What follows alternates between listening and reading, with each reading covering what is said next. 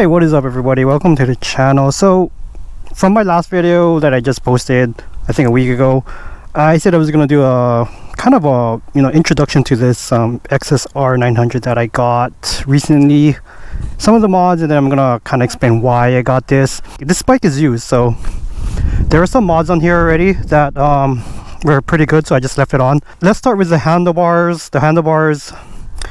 The levers, ASV levers, the previous owner had ASV levers on here already, so that was a big plus for me.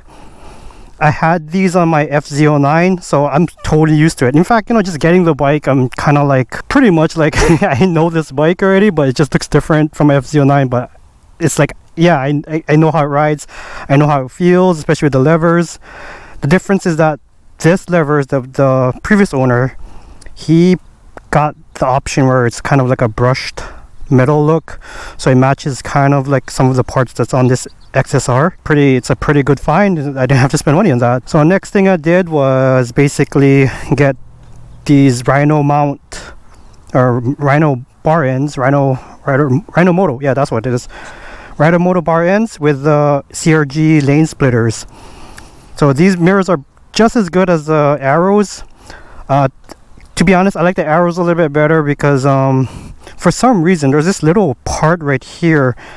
It's like a little indent and it kind of throws me off. So when I'm like changing lanes, it looks like a car's there, and it really throws me off. So that's the only thing I don't like about these. But these are really great quality, and it matches the overall look of the bike, with the circles and stuff, with the XSR theme that's going on. I think I would get these again if I get another XSR, like if I ever go for a 22. Alright, next thing I have in the middle here is from my XSR900 that I just traded over.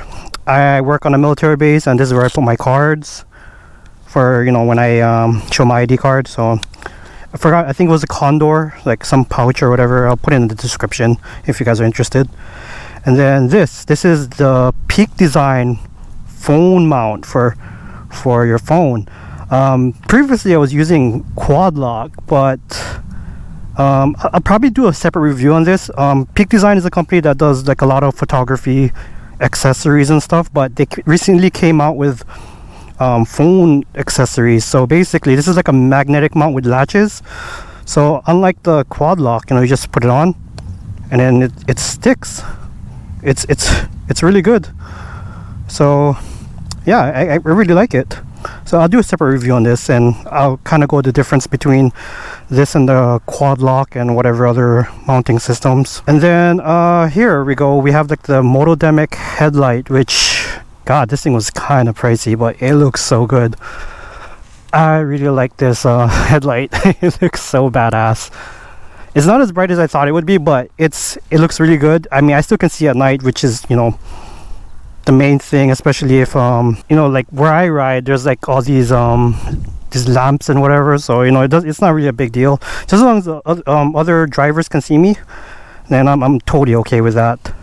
And then we have the LED blinkers that I got off of Amazon. It's cheap. It was cheap. I bought these because they already had like the Yamaha connectors. A lot of the ones that you find on eBay, you gotta do some snipping, and I just didn't want to do that. I mean, I know how to, like, I have a crimp kit and all that stuff, but I just didn't want to deal with that. So I bought these. They're bright enough. I mean, I think they're bright enough. It works. So front and back, there's the same ones. And then here we go. In the front, we have a Jivy radiator guard. I had a Evotech on my last bike, and to be honest, I like the Evotech ones a little bit better. They look much better, but I'm not going to spend any more money getting a different radiator guard. It works, so I'm just going to keep it on. Here we have the SW Motec guards, like kind of like engine saver case kit thing. So over here you can see it's kind of scuffed up. The previous owner actually dropped the bike. He didn't like low side or anything, but he dropped the bike, so these things did its job. So there are scratches here, and on the stock exhaust there's scratches there. I'm not really too concerned about that. I mean, eventually I'll change out the exhaust, but right now I'm not gonna touch the exhaust. It's kind of over my budget right now to get like another exhaust. So I don't know if this was a mistake by the manufacturer. Their badge is upside down. So I was like thinking, I thought the last owner put this upside down or something, but I looked on the website for SW Motec and this is the correct way it's put on. So I'm kind of thinking that the manufacturer put this on the wrong way. So I'm probably gonna get a heat gun and whatever, and I'm just gonna like turn it around or whatever. But before that, I probably need to get this, you know, put some plastic dip or something to cover this scratch marks, or I can just keep it and make it look like battle scars, whatever, you know, it works. Okay, so the top part over here, this part, tech specs, you know, it's kind of necessary because, you know, you slide into the front tank and sometimes you want to hold on to the tank when you're kind of going at a higher rate of speed and all that stuff, you know, so you hold your upper body, and you know, these work. I had it all on my bikes and whatnot. This is the Evotech tail tidy. It's really good. This is like the only tail tidy that I found that you didn't have to cut. All the other tail tidies, they would make you cut the stock part up to here, and then they give you a mounting solution just to put the license plate frame on. Now the thing I don't like about this is that there is a little latch here that on the stock version of the tail fender part, that there's like a little latch that you can open up, put your key in. But for this one, they kind of omit it, so they have really good craftsmanship on the tail tidy, but they just totally forgot about you know, this part over here where it closes up. So they give you this little plug, which it's kind of ugly, but yeah, I don't like it because you have to just pull it out and make sure you don't lose it. And then sometimes I'm thinking if I'm riding, if it's gonna fall out. It's really not really that good. Great craftsmanship, but I think they totally overlooked this part. This part up here, this part and the fender, they're originally red. I have a friend that does vinyl wrapping. His name is Kaika. He's pretty well known on Instagram. I'll put a link in the description, but he did the wrap job on this. It's really good. He did a really good job. This was originally red. I'm not really a fan of like red on bikes. It depends. This bike had a little too much color, so it was like with the gold wheels, with the black, or with the black frame, the white side tank parts, and then the red plastics over here. It was too much color, and I wasn't really a fan of the colorway. So I hired Ikaika to do the wrap job, and he did a fairly great job.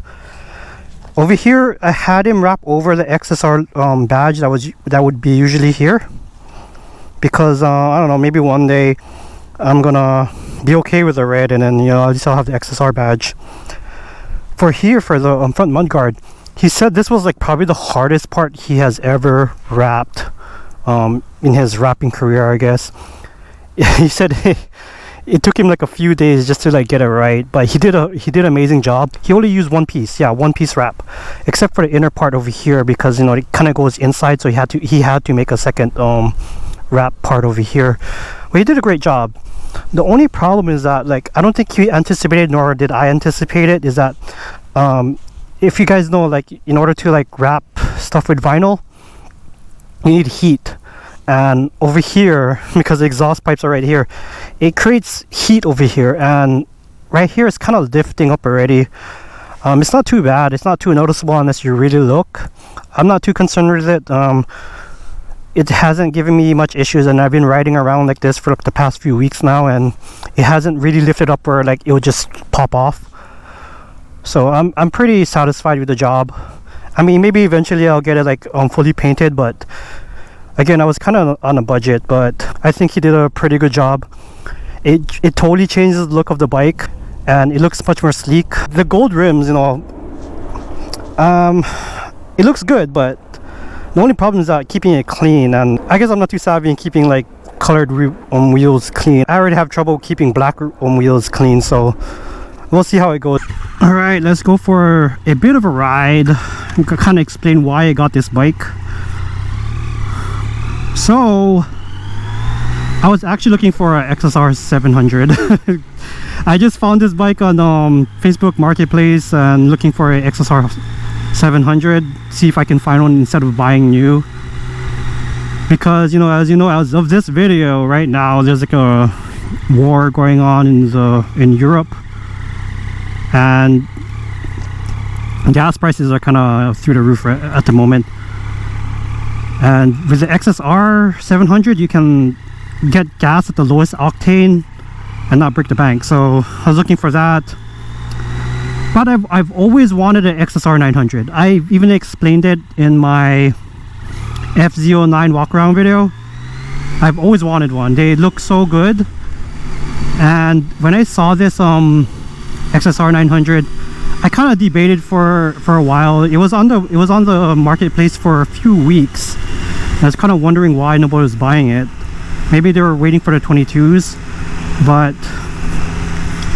at the last minute I was thinking, no, maybe I should get it because I've always wanted one.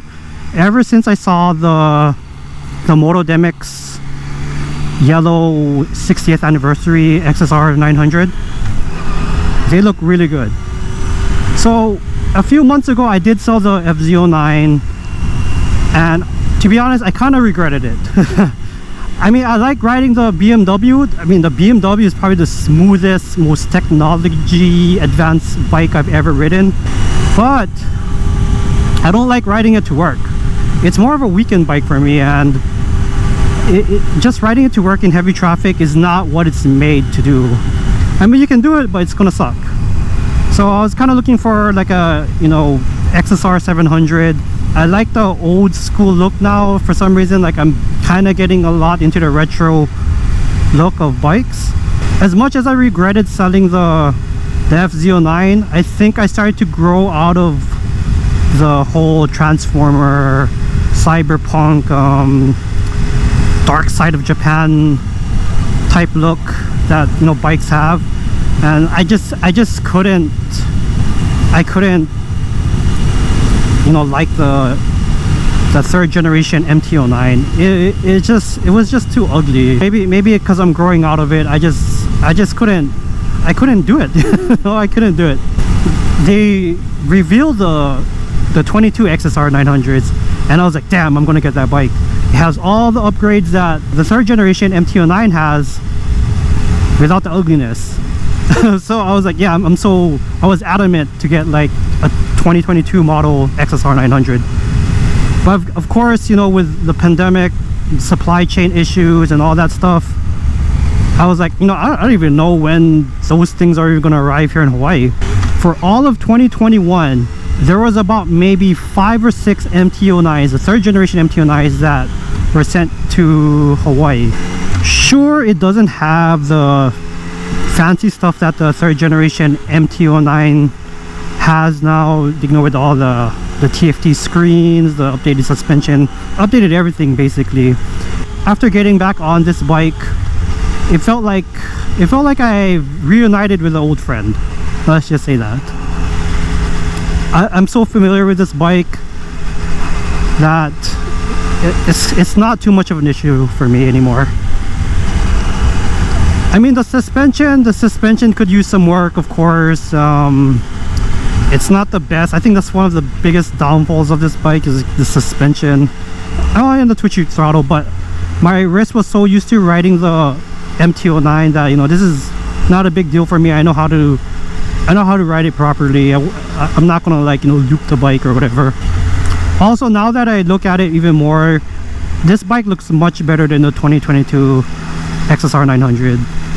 The 2022, yeah, they're kind of going for the 80s look of motorcycles, while like the first generation XSRs is more towards the 70s type bikes, which is more retro, and I don't know, they look very unsuspecting. I mean, we all know that this bike is fast. The MT09's engine, or the XSR's engines, are known for being pretty brutal. I'm really happy I have an XSR. Not disappointed. I feel good. I'm very happy. I can wait for 2022 or the second generation XSR. when everything settles down, or if things settle down. If things don't settle down, you know, at least I have this bike, and you know, I'm pretty happy just, you know, using this as a, you know, commuter. Yeah, this is gonna be my daily driver type bike. Well, I'm gonna use the S1000 for weekend cruises, because yeah, I just can't ride that bike in traffic anymore. It's just not made for that. So yeah, thank you guys for watching. If you have any comments, just go ahead and post in the comments below, and I'll catch you guys in the next one. Peace.